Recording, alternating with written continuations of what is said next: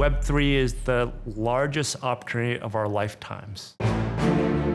It is the next generation internet where early founders, early investors can build tremendous impact on society.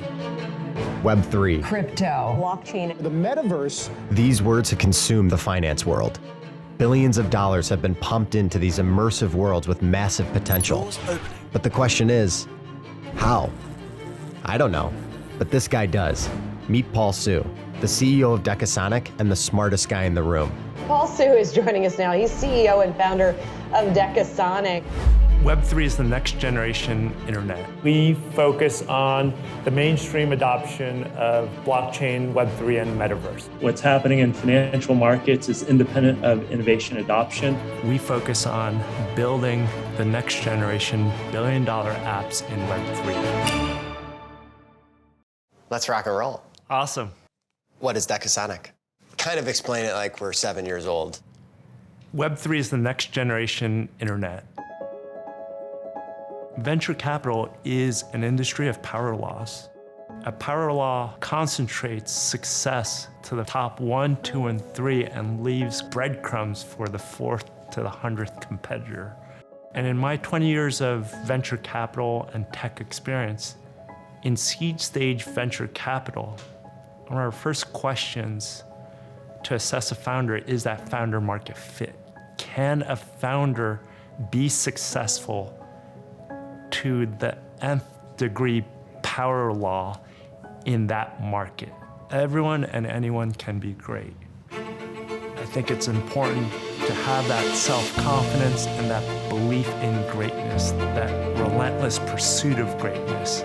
Everyone has a superpower. Everyone has the aspirations for a better life. No one should ever be discouraged not to pursue that greatness. What would you say your ultimate vision is for Decasonic and for you? Our vision at Decasonic is building a better tomorrow faster. We believe technology can enable higher living standards. We believe in technology for good, and to transform society through technology is our vision. And talk about that technology, because you had mentioned use cases.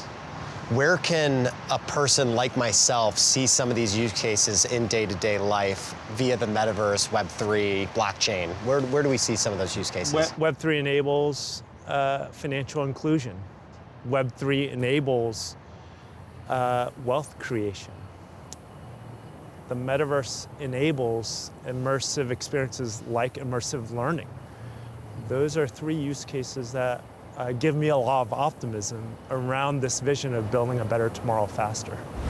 I'm kind of like people's understanding of these technologies. Does that bother you? Because a lot of people have opinions on them. What's exciting, but also what's a challenge about blockchain, crypto, Web3, and the metaverse is that there's so much information or misinformation. People are afraid of what they don't know, but also people are afraid of change. When the transition from horse buggies to cars happened, there was resistance. When there was a transition from fax machines to the internet, there was resistance.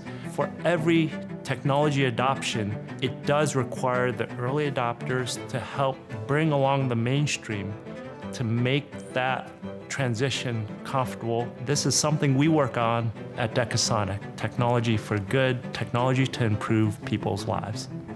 What are some things that you look out for when evaluating a company? It's technology aside. We underwrite 3 parameters as we engage with founders and deals at the seed stage: narrative, product market fit, and execution. We find that the 100x opportunities come from superpowers along those 3 areas. A lot of our portfolio companies and their CEOs, their founding teams rank top 0.01% along those 3 areas. Okay. And we get very excited when we meet other founding teams who have that superpower, who have that outlier potential. How many companies are you scoping out, say, in a quarter? 200 deals a week. Oh, wow. 200 deals a week. There are about 5,000 deals across Web3 in any given moment, and we hope to cover a lot of those opportunities. What's so different about Web3 that's different than Web 2, Web 1, or any other technology is that pace of innovation. Because it's open source, because anyone from around the world can enter Web3, you're seeing the Cambrian explosion of ideas that energize us as venture investors. Do you want to go inside and check out some of the Oculus and some of the things in your office? Let's do it. Cool, because I'm freezing my ass off. This is what I imagine, like, what someone sees when they're like on their deathbed. Like, it's kind of blurry. Have you seen the movie Ready Player One? You're living it. I'm living it. Do you think movies like that are good or bad for the general conversation of metaverse? Science fiction lights up imaginations for innovators, and I think in a very positive way, it unleashes the ideas of what we could build. Gaming is tip of the sphere of product innovation. Gaming people, like my ex-colleagues, build experiences for your goggles that you're wearing. I'm going back. Life is better in the metaverse. Yeah, hold on. Yeah. Life is better in the metaverse sometimes. How many deals do you source a week? We look at 100 to 200 a week. We try to canvas the Cambrian explosion of ideas in Web3 to, pick and co-build the winners. And in the next 3 years, rough estimate, how many companies do you think Decasonic will invest in? A venture fund will try and make 30 to 40 investments in a given fund. We're no different, basically. And so when FTX happens and Sam Bankman-Fried, there's warning signs are being shot out to the world, right? How do you address that challenge when there are bad actors, investor sentiment is low, Bitcoin, crypto's crashed. How do you address these challenges moving forward and stay optimistic? In spite of FTX, Luna, and some of the other challenges in the crypto industry in 2022, the technology still worked.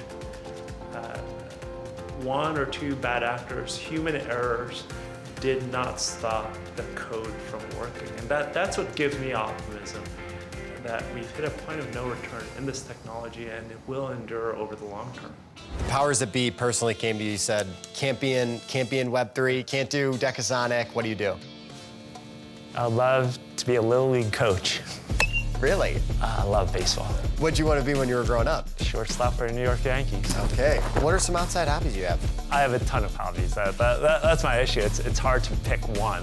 That's okay. That's the answer. I'm giving you the ability to teleport anywhere in the world. Where do you go? Will, I teleport to the metaverse every night. What are some things that you do to de-stress? I de-stress by being a girl dad. You de-stress by being a parent? Riding scooters on weekends, sliding down slides in Bucktown, learning math again. These are all wonders of the world that I get to enjoy again. Is there a book that you would recommend to an aspiring entrepreneur? In 1997, I read a book called Innovator's Dilemma by Clay Christensen. He talked about how startups can outcompete incumbents. And it really launched me into this career of embracing the underdog, embracing David versus Goliath, embracing how do you work with startups to gain billion-dollar market share. This is My paradise. This is paradise. My ears are starting to get a little cold. It's a little windy. They do call it the Windy City. For different reasons. For different Oh yeah, reasons. it's for shady politicians, right? Yeah, that's it's also just generally windy. What's that line in Frozen? The cold never bothered me anyway. Yeah, the cold never bothered me anyway. Great movie. I saw Frozen 2, hot take, I didn't like it very much. You know, when you have daughters, you know all those songs. Yeah. Maybe I'm not giving you enough stories. You know, I think that, you know, and I want again, you to just give me you. you know. But is there a hard lesson you've learned as a founder or CEO? Oh man, that's a tough one. A hard lesson in being a founder is authenticity. For me, being authentic is being a hardworking girl dad with the aspirations of professional success, but also family success. To see the world through the wonders of a 5-year-old is amazing. Being a girl dad has rounded out my leadership experience. It softened me up to lead with empathy, lead with a collaborative perspective that not everyone thinks in your lens. There's diversity across ages, across demographics, across expertise background, and being a girl dad, especially growing up with 3 younger brothers, has really driven my leadership to the next level. My number one recommendation is to be CEO of your own life. You know, if you can't manage yourself, if you can't manage with discipline, great habits, great relationships, you won't be able to lead a team. You won't be able to lead an organization or a region or a country or a community. Well, I don't have any other questions for you, Paul. It was so great talking with you. Yeah, it was fun hanging out with you. So thank you so much for your time. Appreciate your time. Yeah, peace.